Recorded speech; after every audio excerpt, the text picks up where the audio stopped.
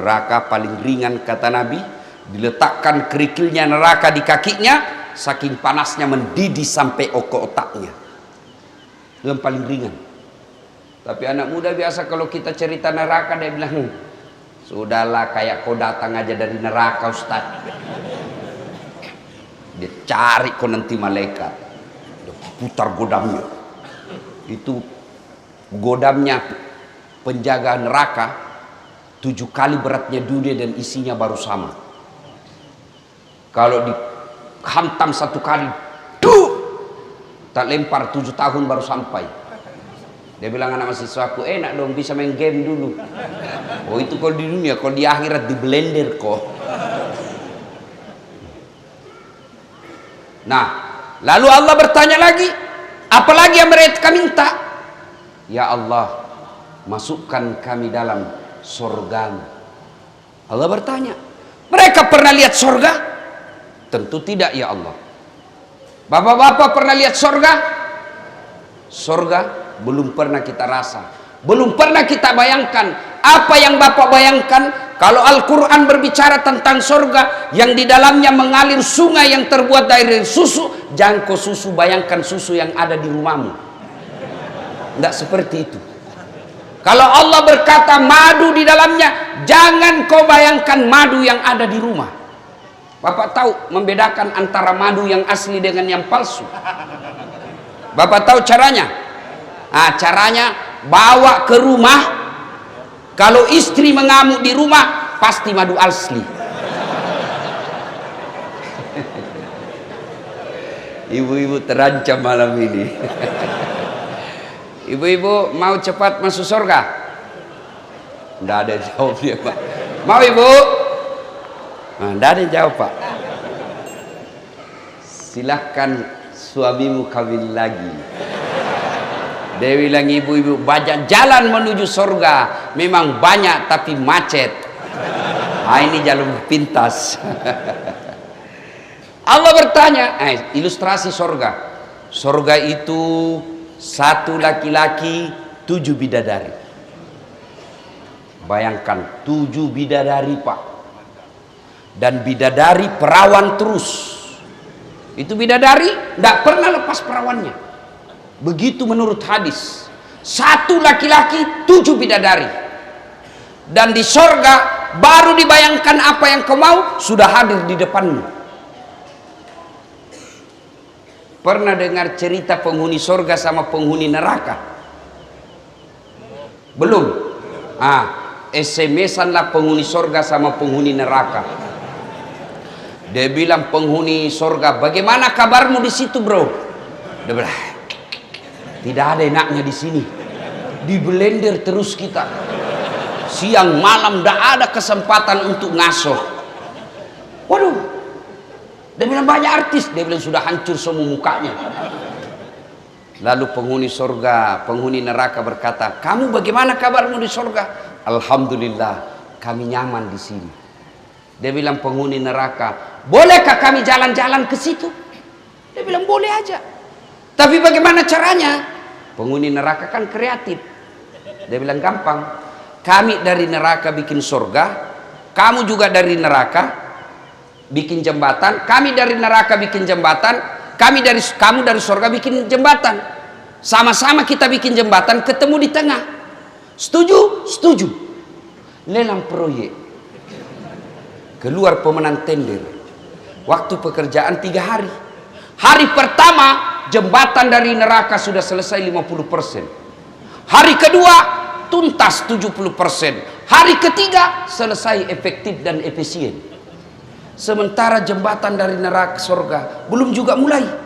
Lihat, kenapa ini jembatan dari surga belum mulai? Kita sudah sampai di sini. Teriaklah penghuni dari neraka, "Oi bos, kenapa itu jembatan belum kau mulai? Kami sudah sampai di tengah sesuai perjanjian. Bagaimana proyekmu? Kenapa belum mulai?" Dari surga terdengar suara, "Bagaimana mau dimulai? Kontraktor, pengawas, panitia, pemborong ada semua di situ."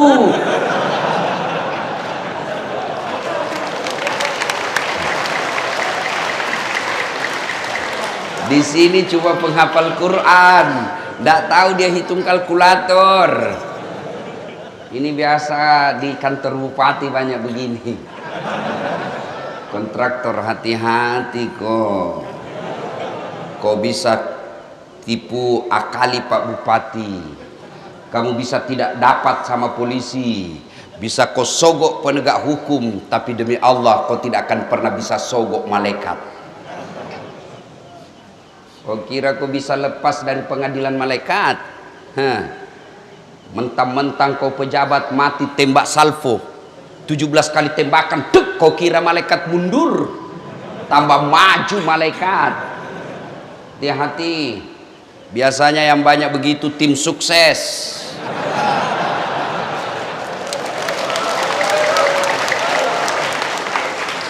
Mumpung ada pejabat malam ini di sini, tim sukses ini kadangkala siapa dia yang sukses disuruh bikin baleho 10, 5 aja dia bikin, hilang 5 dia makan. Kau makan itu uang haram, proyek-proyek palsu, SPJ palsu, nanti juga neraka sorga palsu. Hati-hati kepala-kepala dinas yang ada di tempat ini, jangan main proyek. Kalau kau masih aktif, ditangkap dan diperiksa polisi, masih nyaman rasanya kalau masih ada jabatanmu. Tapi begitu sudah 3 tahun kau pensiun, baru diungkap kasusmu, makan kau cilaka. Gara-gara kenapa? Banyak kontraktor-kontraktor begini, belum diresmikan jembatan sudah rusak, belum diresmikan pekerjaannya sudah hancur. Kenapa? Karena juga di kantor sudah ambil 20% sebelum dibangun. Kenapa ada 20%? Karena untuk menampilkan perlu duit banyak. Kenapa perlu duit banyak? Karena kalian juga mau disogok. Coba kalau umat Islam tidak ada yang mau disogok, maka terjadilah pemilihan pemimpin yang betul-betul sesuai syariah. Kalau kau memilih pemimpin sesuai syariah, maka kau akan dapat pemimpin yang baik agamanya, sehingga mereka melayani kamu, bukan dilayani oleh rakyat. Sekarang kalau datang orang sosialisasi, kau bilang wani piro, dikasih kau 300.000 satu kali makan bakso habis. Di 5 tahun kau menderita. Ya kalau 5 tahun, kalau dia 2 periode, dia mau lagi 3 periode, pret. Siapa yang salah? Kita semua salah, umat Islam. Jangan salahkan pejabatmu saja yang korup. Mulai dari cara memilihmu sudah salah. Coba kalau mereka datang, dia dapat duit, kamu bawa duit, kau rekam. Pak, kami tidak butuh duit, Pak. Kami butuh masa depan. Biar Bapak tidak bawa duit, yang penting anak kami bisa cari kerja yang baik. Biar Bapak tidak bawa duit, yang penting pertanian kami lancar. Biar Bapak tidak bawa duit, yang penting kami bisa makan, terjamin keamanan, anak-anak kami bisa kerja dengan baik. Bapak tidak usah bayar kami. Tapi begitu kau minta 500.000, habis dalam 2 hari, dia tipulah kau 5 hari. Belum diresmikan proyeknya sudah hancur. Dan ketika hancur jembatan, kamu sendiri yang rugi. Ya? Nanti kalau pilkada jangan lagi minta-minta duit. Kalian juga calon pemimpin, jangan kau sogok rakyatmu. Coba kalau tidak ada money politik. Adik-adik kita yang sekolah ke Jawa, sekolah ke Sulawesi, mereka menjadi sarjana pertanian, mereka menjadi sarjana perikanan, mereka menjadi sarjana kelautan, mereka kembali ke Lombok, mereka kembali ke pulaunya, dia terapkan ilmunya. Setelah jadi pejabat, dia pejabat cerdas karena memang dia punya kompetensi di situ. Jadi anggota DPR yang kompeten, tidak mendatangkan uang, mengandalkan uang saja. Maka lihatlah sekarang kita. Jadi anggota dewan tidak tahu persoalan. Kenapa? Karena dia hanya banyak duitnya. Ada anggota dewan di sini? Ada? Ada? Banyak? Tidak ada yang hadir, saya lihat. Coba kalau mau dicoblos, datang semua itu. Pakai songkok, pakai gamis, siap membela rakyat. Dia pasang fotonya di pinggir jalan, terbalik kepalanya. Dia bilang siap jungkir balik untuk rakyat. Pret. Begitu terpilih hilang, tidak pernah ketemu lagi kita. Dia ganti nomor HP-nya. Banyak di sini, banyak di kabupaten ini. Kau salah, kenapa kau pilih? Lanjut kisah. Ya Allah, masukkan kami ke surga. Lalu Allah bertanya, apa mereka pernah melihat surga? Tidak. Kau lihat itu hambaku yang ada di masjid. Luar biasa imannya kepadaku. Mereka belum pernah lihat surga, dia sudah meminta dimasukkan ke dalam surga. Bagaimana lagi nanti ketika mereka melihat surga? Pasti mereka sangat menginginkannya. Lalu Allah sampaikan kepada seluruh malaikat, hai malaikat, ketahuilah bahwa aku telah mengampuni dosa-dosa mereka yang hadir di tempat itu sebelum mereka meninggalkan tempatnya. Allahu Akbar. Jadi ternyata pengajian seperti ini bukan sekedar dengar ceramah, tapi pengajian seperti ini menghapus dosa dan kesalahan yang pernah kita lakukan. Itulah sebabnya kita mengucapkan Alhamdulillahi Rabbil Alamin. Ketemu Ustadz Dasat, kecewa bos. Apa hebatnya ini Dasat? Kecil, ceper, kurus. Ada yang tidak enak kalau saya ketemu. Ternyata kecil aja aslinya. Ibu-ibu lebih parah. Dia bilang, itu juga bajunya waktu di YouTube.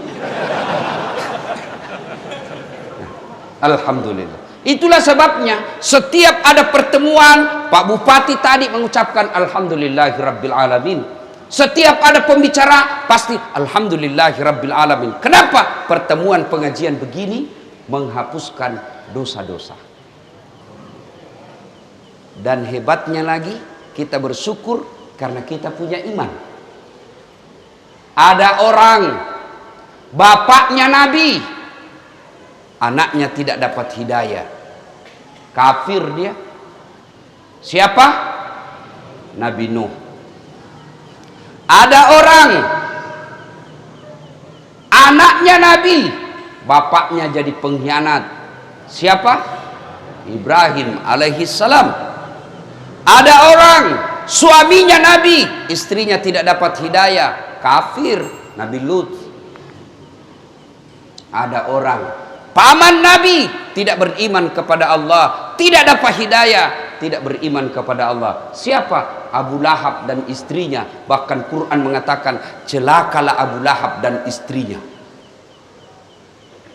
Kita alhamdulillah di Lombok bukan kemanakan Nabi, bukan bapak Nabi, bukan istri Nabi, bukan suami Nabi, bukan paman Nabi.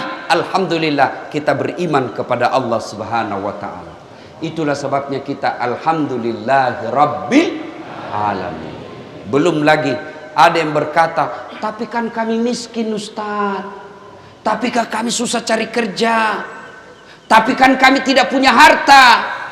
Harta kita sesungguhnya paling mahal fi ahsani taqwim. Nih badan kita yang sangat sehat. Bapak, Pak, mau saya kasih hadiah handphone gratis, iPhone 13 512 giga gratis. Mau? Betul, angkat tangannya mau. Oke, tapi begitu saya kasih kau langsung tuli. Mau kok? Mau? Untuk apa handphone kalau sudah tuli? Halo? Rusak lagi nih HP. Halo? Halo? Bukan HP rusak, telingamu yang masalah. Coba. Dan hebatnya lagi Allah kasih kita ini telinga, dua pasang, tempatnya sangat spesial. Apakah pernah Bapak bayangkan bagaimana seandainya telingamu satu di bawah ketek? Halo? Ya, kok di bawah? Satu lagi di bawah pantat. Halo? Alhamdulillah. Dan hebatnya lagi di telinga, dia bisa bedakan mana bunyi handphone, mana bunyi kentut. Dan tidak pernah kursus. Apa pernah kalian kursus membedakan bunyi? Allah sertakan cara membedakan mana gelas jatuh, mana piring jatuh tanpa kau lihat. Ini saya baru 2 hari bermasalah, saya rasa telinga saya karena terlalu banyak terbang selalu mendengung. Baru 2 hari saya bersyukur, ternyata ada nikmat Allah yang saya abaikan selama ini. Nikmat ini telinga yang tidak sakit. Coba ini telinga, kalau suruh bayar Pak, berapa mahalnya? Mau lagi saya kasih Pak, handphone 4 kameranya. 4 kameranya Pak. Bapak-bapak yang sudah tua, untuk apa kau beli handphone mahal-mahal 4 kameranya? Nah cuma 1 istrimu. Kecuali 4 istrimu ya 4 kameranya. Kamera 1 istri pertama. Iya. Ini ada kamera mahal. Kamera yang saya bawa itu lebih 100 juta. Tapi apa itu yang mahal? Bukan. Biar kau punya kamera begitu ndak ada matamu. Ayo.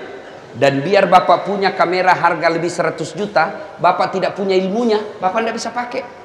Foto-foto, ya setengah badan, 1,5 badan betul, ternyata pusat ke bawah. Harus bapak tahu berapa kekuatan cahaya yang ada waktu ambil gambar. Beda ketika luar dan di dalam. Itu harus ditahu semua. Berapa jarak dari mata kita, kamera ke objek, itu harus ditahu. Ada zoom in, zoom out, diputar. Punya duit 100 juta, belum tentu kalau kau tidak bisa pakai ilmunya. Punya ilmunya, tidak ada uangmu, belum tentu kau bisa ambil. Pakai. Tapi alhamdulillah, ada Allah kasih kita kamera namanya mata. Dia punya lensa namanya retina. Dia punya zoom out, zoom in namanya pupil. Dan hebatnya mata kita, Allah sertakan yang namanya sensor. Dia bisa bedakan mana istri, mana tetangga. Bayangkan Pak Bupati, seandainya Bapak tidak bisa bedakan mana istri, mana pegawai. Kenapa lain-lain rasanya malam ini? Ternyata security. Coba, hebatnya di mata. Bapak buka, langsung fokus, tidak perlu kau putar-putar. Bayangkan seandainya ini mata harus diputar dulu kalau perang, maka polisi lebih dulu ditembak sama penjahat. Ada polisi di sini? Ada? Jangan kau musuhi polisi anak muda.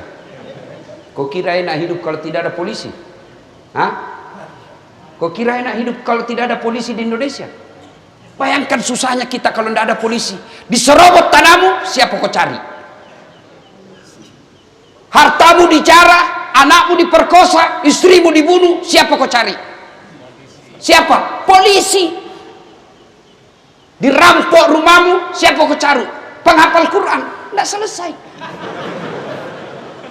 Siapa kau cari? Polisi. Makanya jangan musuhi polisi. Bahkan saya selama ada di Pulau Lombok ini, saya dikawal polisi.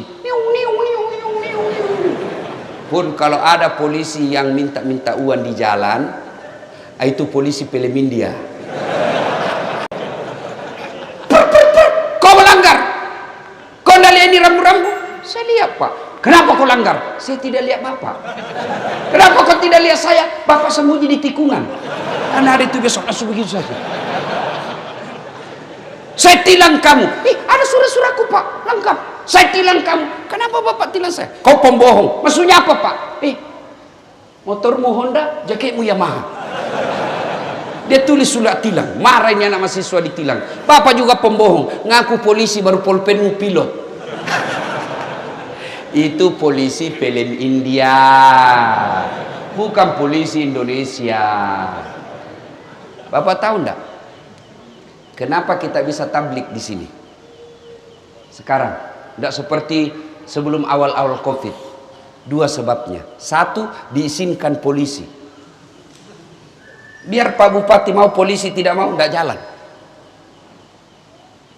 Yang kedua, karena mayoritas kita sudah vaksin. Maka bapak-bapak yang belum vaksin, vaksinlah.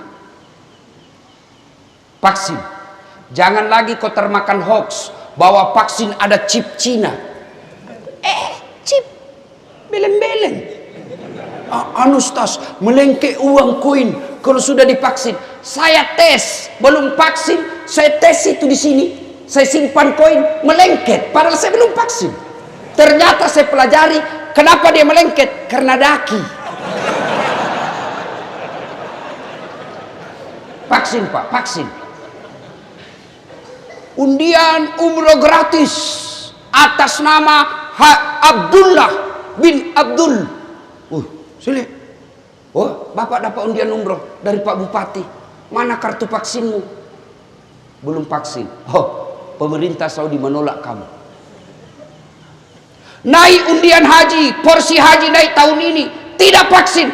Bapak tidak boleh haji. Pemerintah Saudi tolak. Maka umrohlah. Vaksinlah.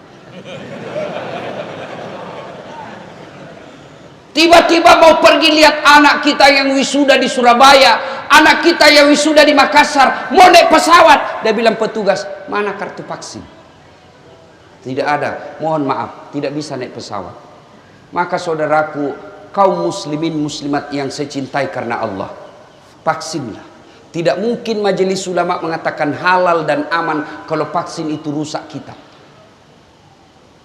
Vaksinnya dan enaknya gratis, tidak perlu bayar. Saya sudah vaksin, alhamdulillah sehat walafiat. Ada orang sudah vaksin meninggal, ya masa 10 juta orang divaksin tidak ada yang tiba ajalnya? Ya pastilah ada jalannya di situ. Bukan karena vaksin orang mati tiba ajal. Vaksin tidak vaksin mati Ustadz. Makan tidak makan ya mati. Kalau begitu kenapa kau makan? Kita vaksin ikhtiar dan kita memenuhi anjuran Nabi, la daror wala diror. Jangan kau celakakan dirimu dan jangan kau celakakan orang lain. Itu orang Islam. Kalau Bapak tidak mau vaksin silahkan, tapi jangan keluar dari pagar rumahmu. Begitu kau keluar dari pagar rumahmu, kau kena kaedah moral sosial masyarakat. Kamu harus menjaga lingkunganmu. Itu kewajiban kita umat Islam. Ya, vaksin ya. Amin. Nah, ibu bapak saudara-saudara sekalian, kalau bapak tidak vaksin, dapat rezeki umroh gratis, tidak berangkat. Masuk undian haji tahun ini, bapak belum vaksin, tidak boleh. Kalau pegawai negeri, alhamdulillah sudah semua.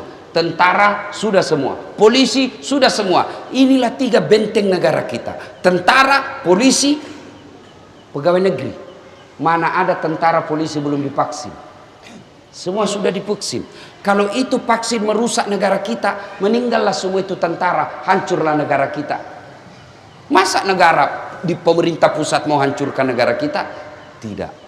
Dan umumnya orang yang tidak mau vaksin adalah mereka yang tidak mencoblos dulu pilpres. Umumnya mereka yang tidak senang sama rezim. Boleh kok tidak senang sama rezim. Kita kecewa dengan pelayanan pemerintah, wajar, tapi tidak berarti kau celakakan dirimu sendiri dengan tidak bervaksin. Ya? Ibu bapak saudara-saudara sekalian, poin pertama, bersyukur Allah kasih kita iman, Allah kasih kita kesehatan. Mau lagi saya kasih contoh? Mau lagi? Pentingnya kita bersyukur dengan kesehatan ini. Pak Bupati kasih kita mobil gratis. Mau? Mobil gratis. Mau? Mau? Mau. Tapi begitu dikasih kuncinya, Bapak langsung lumpuh. Mau? Berarti alat transportasi yang paling mahal bukan Toyota, bukan Honda, bukan Yamaha. Tapi apa alat transportasi paling mahal? Kaki yang sehat. Maka kita bersyukur dengan ucapan hamdalah, alhamdulillahi rabbil alamin. Yang kedua, setelah bersyukur dengan lisan, maka kita bertafakkur.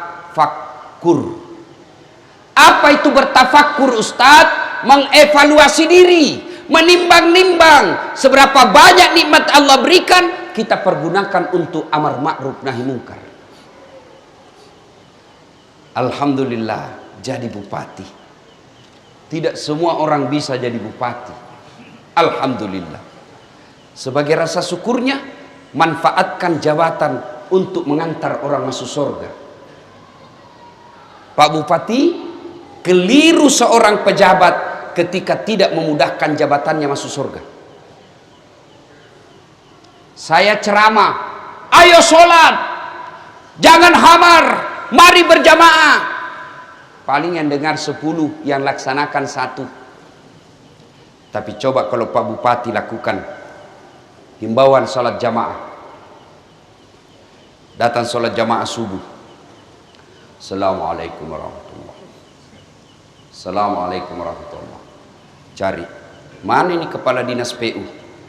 Tidak pernah juga hadir-hadir saya lihat salat jamaah.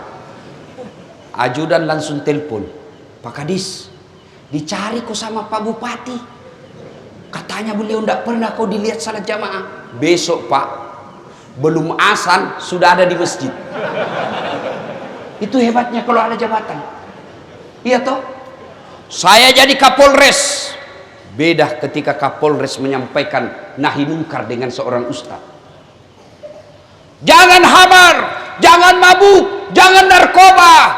Pemabuk dia kasih kempes ban motorku. Dia kencingi saya punya mobil. Kalau ustaz amar ma'rufnya nahi mungkarnya Pak, 100 yang dengar, 2 orang laksanakan, sudah hebat. Tapi coba kalau dia Kapolres, awas. Saya dapat kau mabuk, saya tangkap kau kasih masuk kau bui. Berhenti dia mabuk Pak. Iya. Maka kalau bersyukur kepada Allah, ayo gunakan nikmat Allah untuk mendekatkan diri kepada Allah. Itu pejabat. Kalian dia diberi nikmat ustadz, punya ilmu, syukuri dengan cara apa? Gunakan ilmu itu mengajak orang untuk amar ma'ruf nahi munkar. Mendakwah, dakwalah yang rahmatan lil alamin. Dakwah yang diajarkan leluhur tuan-tuan guru kita yang ada di Lombok. Zaman dulu tuan-tuan guru kita yang ada dari Lombok ini tidak ada mendakwa dengan memaki dan mengkafir-kafirkan orang. Sekarang anak-anak baru belajar agama 3 minggu, belajarnya di laptop, hadisnya baru 4. Wish, rasa-rasanya dia panitia hari kiamat. Ada kan yang begitu? Ada. Maulid haram, bid'ah, tidak ada pada zaman Nabi. Kenapa zaman Nabi tidak ada maulid? Untuk apa mereka diceritakan kisah Nabi? Nah mereka hidup sesama dengan Nabi. Untuk apa diceritakan masa hidupnya Nabi? Mereka lihat Nabi, ya wajar mereka tidak maulid. Kita maulid bukan untuk makan ketan, tapi kita mau dengar ceramah bagaimana sisi hidup Nabi dan ulama yang tahu. Kenapa? Karena dia baca kitab. Maka kita dengar. Maka saudaraku yang tidak mau maulid silakan, tapi jangan kau kafirkan kami.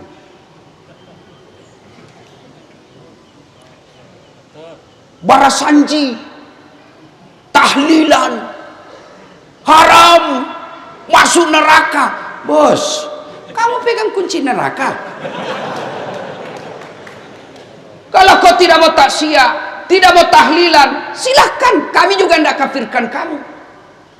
Tapi mari saling menghormati. Adik-adikku yang hijrah kalian, makin banyak ustadz kau dengar makin bagus. Jangan kau cuma sahabat ustadz ini, hanya satu kau dengar ceramah, sempit wawasanmu.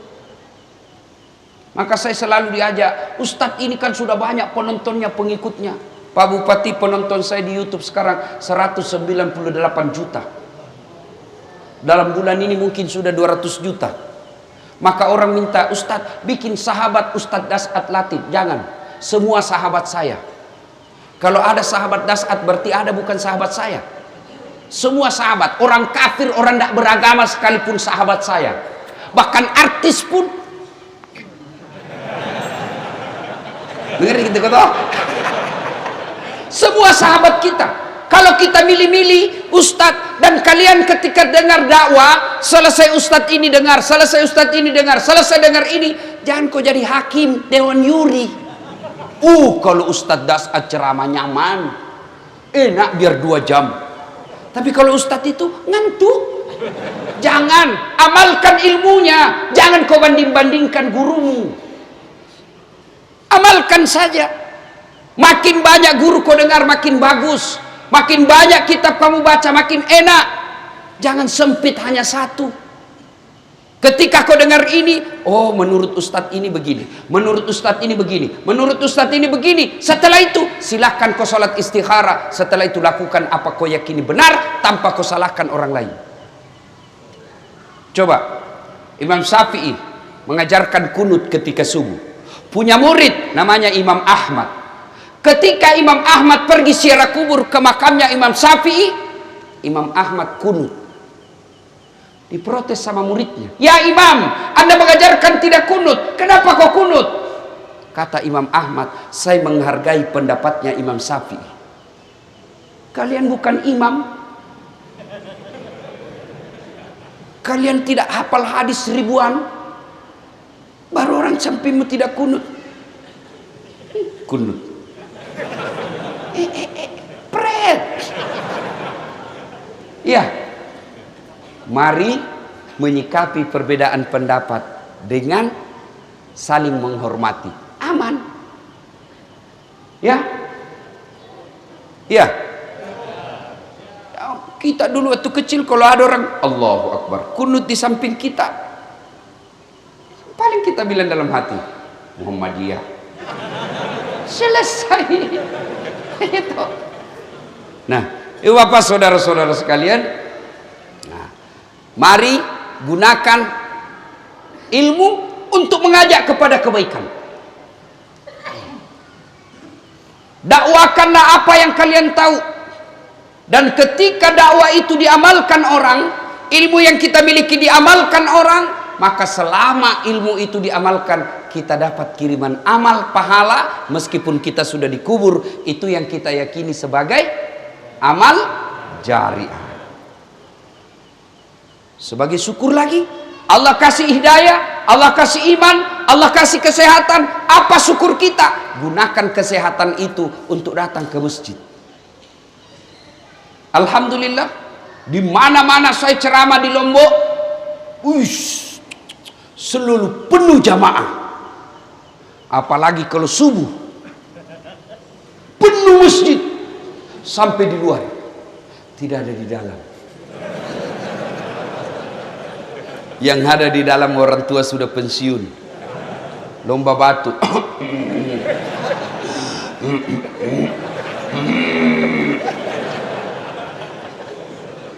Tapi alhamdulillah, Lombok kita kenal dengan 1000 masjid. Saya yakin istilah itu tidak tepat, karena di Lombok lebih dari 1000 masjid. Tapi untuk apa ada masjid 1000 kalau sepi dari pengunjung? Masjid tidak masuk surga, penghuninya dan jamaahnya yang masuk surga. Kenapa orang malas ke masjid? Satu, karena dia tidak lihat pahalanya. Coba kalau Pak Bupati umumkan, siapa yang datang sholat berjamaah subuh diberikan pembeli beras 200.000, kuota 100.000.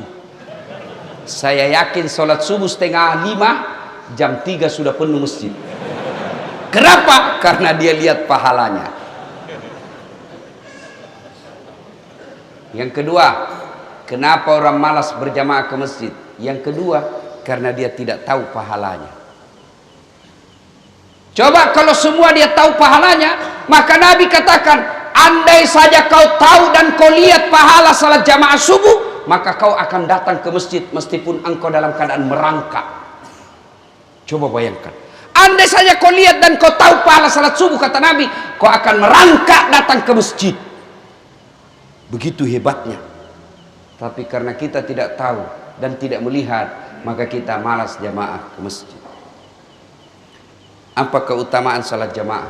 Satu, kalau bapak wudhu dulu, dan memang itu lebih utama, lalu dia pakai baju yang diridai Allah, yang halal, yang bersih, lalu dia pakai parfum, melangkah kaki kanannya, kata Nabi, catat 1 pahala, melangkah kaki kiri, gugur dosa kecilnya. Jadi kalau rumah bapak 300.000, 300 meter dari sini, PP 600 meter. Berapa langkah kaki? Kaki kanan 1 pahala, kaki kiri hapus dosanya. Bayangkan Pak, 600 meter, berapa langkah kaki itu? Apalagi kalau bapak melangkahnya kecil. Ya toh, mutar naik dulu di sini, turun lagi, naik lagi, turun lagi, sampai ditunggu kamat. Naik turun, naik turun, naik turun. Pas tiba jamaah, beleng-beleng. 2. Keutamaan jamaah. Seluruh materi yang bapak lewati, pagar, tembok, aspal, tegel, dinding, pohon, semua jadi saksi. Ya Allah, jangan masukkan dia neraka, masukkan dia surga. Saya saksinya, dia datang salat jamaah di masjid. Itulah sebabnya ulama mengajarkan, ketika sholat di masjid 2 rakaat kita sholat sunnah, pindah lagi, 2 rakaat lagi, pindah lagi. Supaya apa? Tambah banyak saksi di akhirat kelak. Itulah juga sebabnya Nabi mengajarkan, kalau kau berjamaah ke masjid, usahakan lain jalan waktu pergi datang, lain pula jalan waktu pulang. Datang dari sana, pulang dari sana, putar. Jangan juga salah paham. Teman-teman dengar ini, dia ke pasar dulu, ke terminal, sampai di sini sudah selesai berjamaah. Beleng-beleng. Apalagi kalau gerimis seperti hari ini, atau terbang debu, melengket debu di badan, di baju, basah debu baju kita karena gerimis. Yang basah itu, yang debu itu akan menjadi pelindung kita agar tidak disentuh api neraka. Maka kalau gerimis begini Pak, tenang aja, basah baju itu yang menjadi mantel agar kita tidak disentuh api neraka. Jangan juga salah paham. Mentang-mentang sudah dengar begini, dia tunggu hujan keras.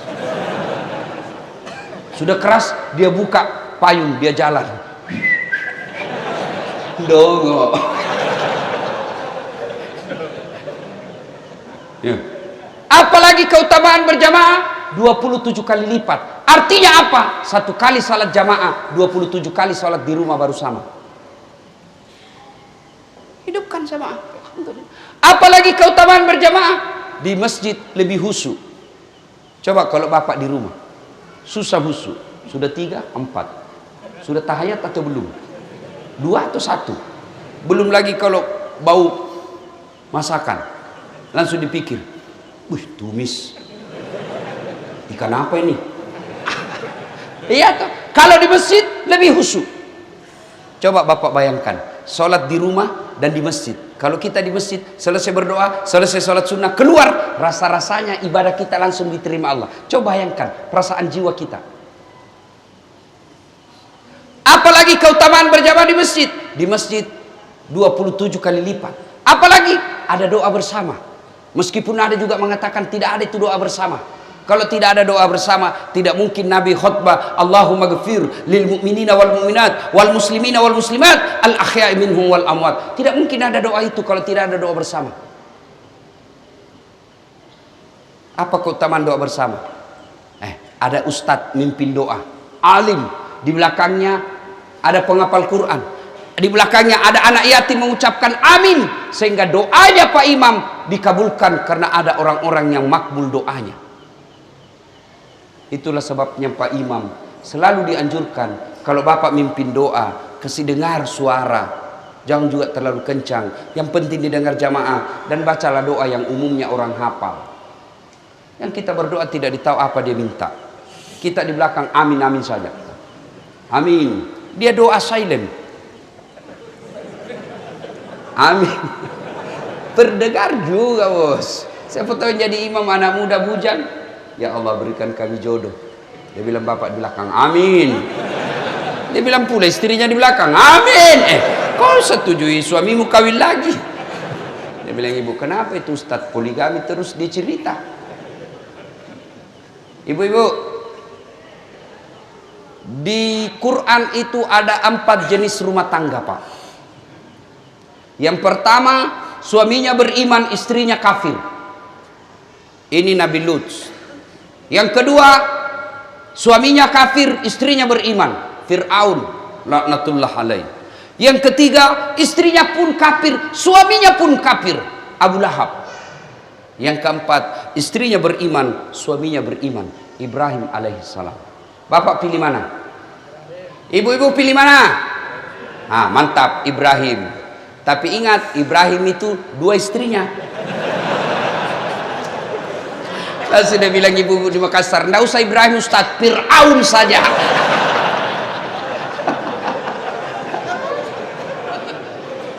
Ayo. Nah, apalagi penyebab orang malas berjamaah ke masjid? 3, manajemen masjid tidak bagus.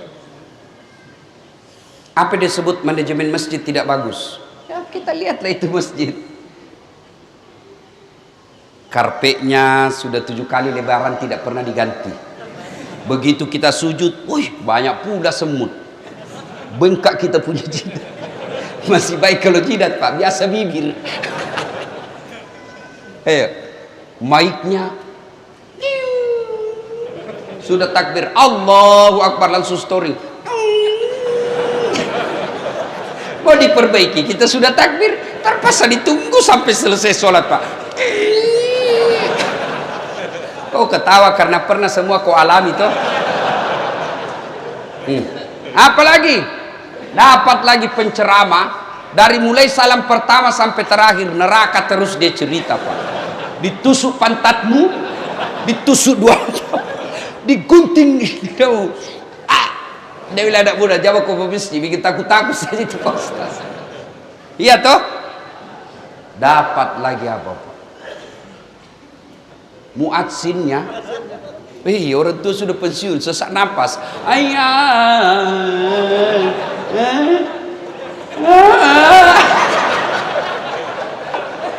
La haula wala quwwata illa billah. Apa lagi? Dapat lagi imam yang membalik-balik sunnah Nabi. Baca bab sholat jamaah. Coba baca bab sholat jamaah. Itu sudah dijelaskan. Kalau kau jadi imam, ringkaskan bacaan sholatmu. Yang kedua, baca yang umumnya orang hafal. Itu anjuran Nabi. Ini rata-rata anak muda penghafal Quran. Kalau dia jadi imam, dia balik sunnah Nabi. Dia baca yang paling panjang, hanya dia yang hafal. Kenapa dianjurkan ringkaskan? Kan di belakang ini kan macam-macam. Ada orang tua yang rematik, tidak bisa lama berdiri.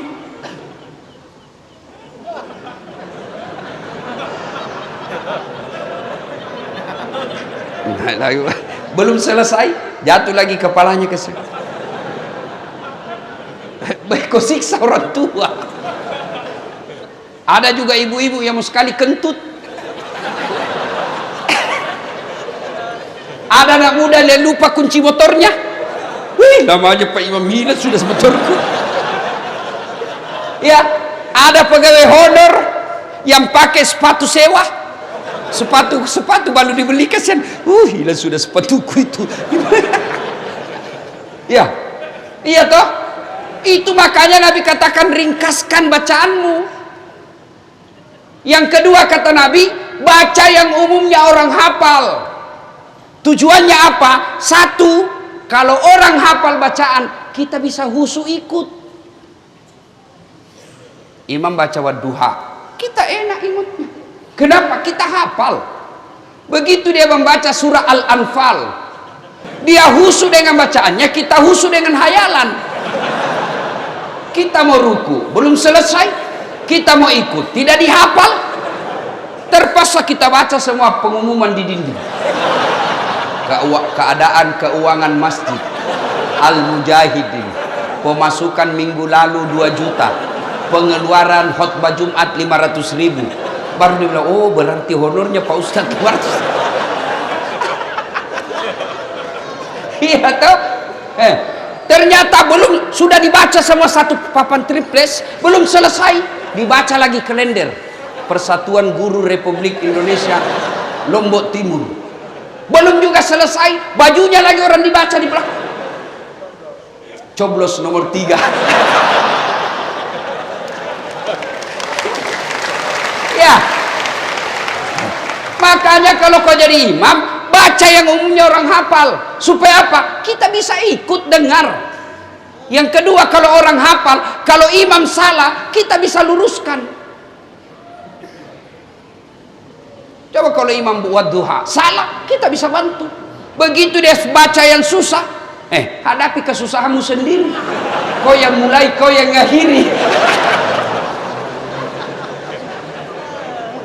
Ada ini wallahu alam.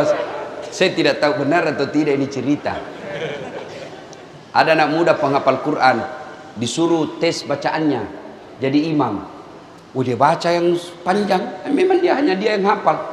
Begitu dia lagi baca, tiba-tiba ada cicak jatuh dekat telinganya. Kaget. Namanya orang kaget, hilang bacaan Pak, stres. Dia lupa sambungannya itu aja. Apa sambungannya ini? Dia lupa, diam. Hening suasana masjid. Tiba-tiba dia bilang, Pak Imam, tolong bantu di belakang. Dia bilang di belakang, kami juga tidak tahu. Tiba-tiba ada anak muda dakal berteriak, dia bilang, kalau begitu ya sudah, Allahu Akbar. Kau kira rapat DPR? Siapa salah? Siapa salah? Imam. Saya pernah juga alami Pak, waktu saya masih SD di kampung. Imam sujud, lama sekali sujud. Kenapa ini Pak Imam lama sekali sujud? Kok lama, tidak sepertinya biasa. Lama betul. Tiba-tiba ada kawan saya, dia angkat kepalanya, teriak, wih, hilang imam. Ternyata Pak Imam keluar dari samping Pak. Kacau, bubar sholat. Selesai sholat ditanya, Pak Imam, kenapa kau tinggalkan syaf? Dia bilang, saya kentut nak. Lain kali kalau kau kentut, kasih bangun dulu kita supaya kau dilihat. Dia bilang, sengaja, saya malu kau lihat. Siapa salah? Siapa salah? Imam. Maka hati-hati milih imam. Jadi makmum siapa saja boleh jadi makmum. Jadi jamaah siapa saja, mulai orang paling alim sampai orang paling goblok boleh jadi makmum. Tapi jadi imam tidak boleh. Kenapa? Salah imam, hancur jab kita. Maka kalau ada pemilihan imam, pemilihan presiden, pemilihan bupati, anggota DPR, hati-hati. Salah kau milih pemimpin, salah hidupmu. Dan juga jadi makmum, tahu juga etika. Kalau kau jadi makmum, Nabi katakan, kalau kau pergi berjamaah, sikat gigi pakai parfum. Itu tujuannya apa? Agar itu adab kau pelihara. Kenapa disuruh pakai parfum? Karena kita akan berdekatan dengan orang lain. Supaya apa? Bau badanmu tidak mengganggu sholatnya orang lain. Adab. Kenapa disuruh sikat gigi? Adab. Supaya bau mulutmu tidak mengganggu konsentrasinya orang di sampingmu. Bayangkan tadi malam kau makan udang dengan pete tumis. Kau tidak sikat gigi tidur. Lama di dalam mulut. Tiba-tiba kau datang sholat subuh, temanmu balik, assalamualaikum, kau juga balik dan menguap. Sampai mati dia ingat terus bau mulutmu. Itu semua adab. Ada juga kita kalau datang berjamaah seolah dia yang paling alim dalam masjid, seolah dia yang paling hebat dalam masjid. Mulai takbir dia ganggu sudah kita Pak.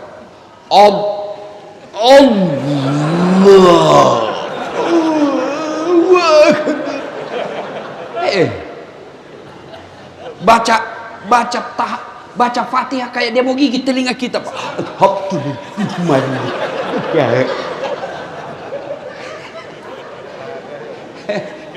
Ada lagi yang bikin saya Pak, itu kaki dikasih pindah jadi dikasih pindah.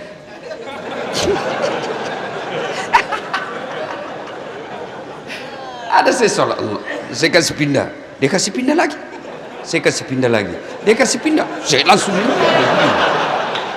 saya sholat, saya tanya, dia bilang kenapa kau injak kakiku Ustaz? Kau salah, kenapa kau kasih pindah-pindah? Supaya sapnya rapat Ustaz. Saya bilang, dek begini, kalau mau rapat sapmu bukan kaki yang kau kasih rapat, ini bahu sama siku. Bisa jadi rapat kakimu rapat, jari-jari kakimu rapat, tapi sapmu renggang.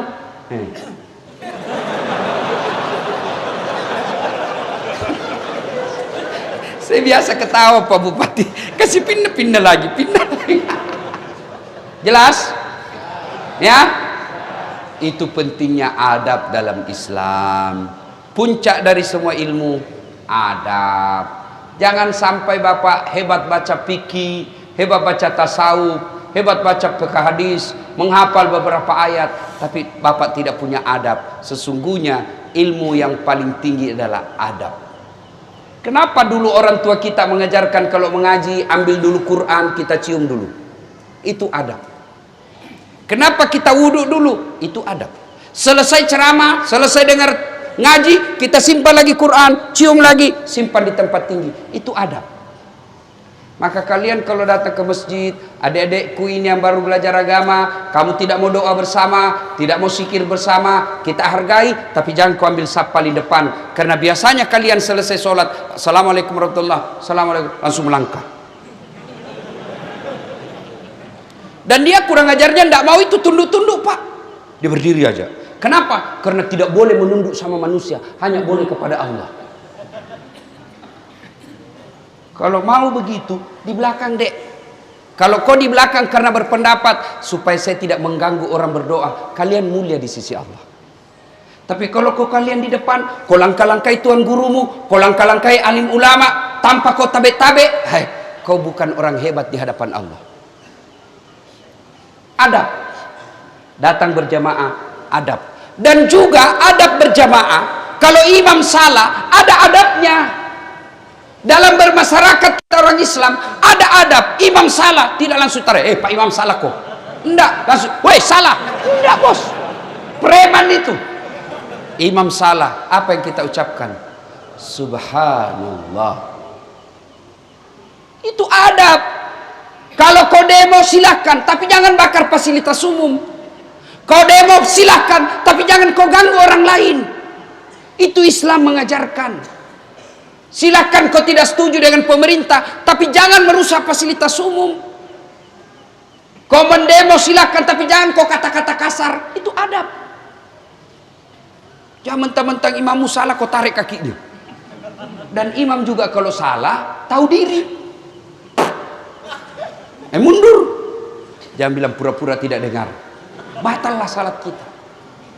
Nah, alhamdulillah di kabupaten kita ini makmumnya baik, imamnya baik. Mudah-mudahan Allah memelihara kabupaten kita ini.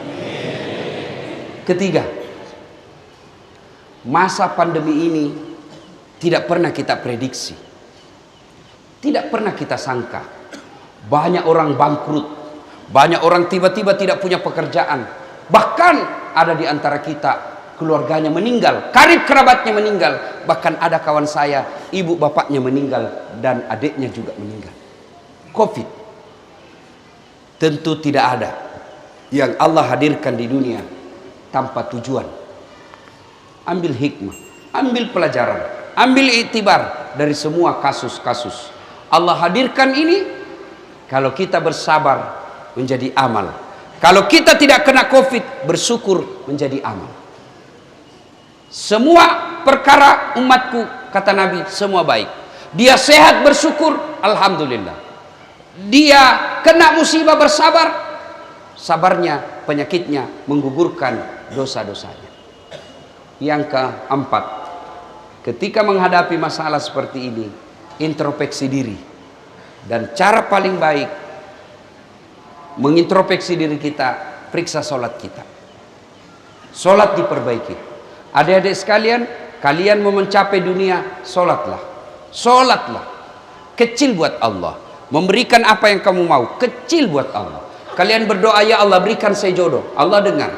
Ya Allah perbaiki ekonomi keluargaku, Allah dengar. Ya Allah sembuhkan penyakitku, Allah dengar. Ya Allah jadikan saya kepala dinas pendidikan, Allah dengar. Allah semua dengar keluar kita. Maka Allah menjawabnya, hayya alal falah, sini saya kasih kau kemenangan. Maka pulang dari taklim ini, Bapak, mari perbaiki sholat. Saya sudah sholat Ustaz. Jangan puas sampai di situ, perbaiki kualitasnya. Jangan sampai kita sholat kayak main-main. Allahu Akbar. Kau ketawa karena kau bayangkan dirimu. Sholat kayak tidak semangat sekali Pak. Takbir aja kayak tidak pernah makan.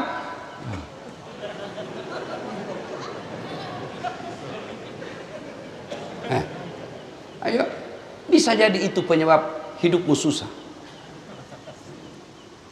Sholat, ada yang tanya, Ustaz, Bagaimana sholat? Boleh tidak pakai celana dalam? Boleh, tapi bayangkan kalau bapak ruku, bapak ketemu bupati tidak pakai celana dalam, kan tidak enak rasanya risih-risih. Pak. Ayo, mari tingkatkan kualitas sholat kita, perbaiki baju kita pakai menghadap kepada Allah. Dalam surah Al-Jum'ah, pakai baju yang baik. Jangan sampai kita sholat itu juga baju mencuci, dipakai jual ikan, dipakai ke pasar, dipakai ke sawah, pakai main futsal, pakai tidur, kau pakai lagi sholat. Ingat, ada dalam Al-Quran, fawailul lil musallin, celaka orang-orang yang sholat. Siapa? Mereka yang lalai dalam sholatnya. Siapa yang lalai dalam sholatnya? Mereka yang tidak memperhatikan rukun-rukunnya sholat, terutama ketika tumak nina. Apa itu tumak nina? Istirahat sejenak. Biasanya kita pakai dalam rukun itu, yaitu ketika kita selesai ruku, i'tidal, sujud. Ada orang itu tumanina, misal Allah, sami Allahu liman hamidah. Itu harus bernapas dulu sebentar, 1-2 kali bernapas, baru turun. Dan itu namanya istirahat sejenak. Tanganmu tidak banyak goyang. Sami Allahu liman hamidah. Jangan sami Allahu.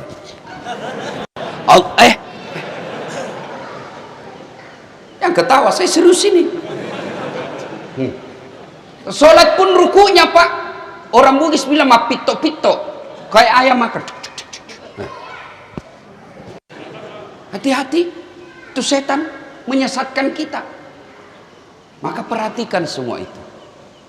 Selesai itu, maka yang kelima, sebagai wujud kesyukuran kita, pelihara persaudaraan. Jangan berpecah belah. Boleh berbeda. Tadi disampaikan Pak Bupati, di kabupaten ini semua ormas ada, semua organisasi masyarakat ada, organisasi politik ada. Silahkan kita berbeda partai, berbeda ormas, berbeda profesi, berbeda pekerjaan, berbeda pilihan politik, tapi satu tujuan kita, mengangkat harkat dan martabat kabupaten kita.